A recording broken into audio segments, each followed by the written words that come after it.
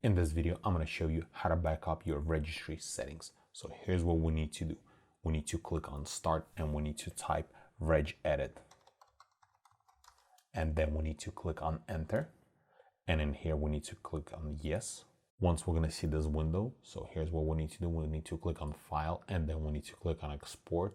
And in here, we need to choose our file where we would like to save our registry backup. I'm just going to save it to desktop.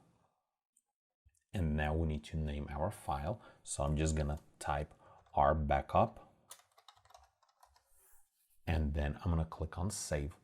And now we have to wait a little bit until it's actually gonna create that backup. Backup, it's could be a couple hundred megs. So it could take a little bit of time, but we're talking about probably less than a minute.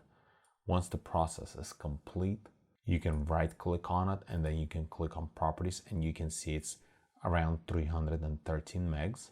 So your backup is done.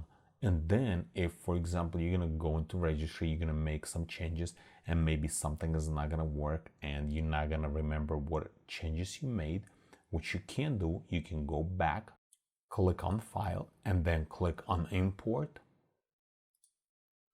And right here, navigate to the place where you save your registry backup. In my case, it's desktop. And then you need to choose File, and then you need to click on Open.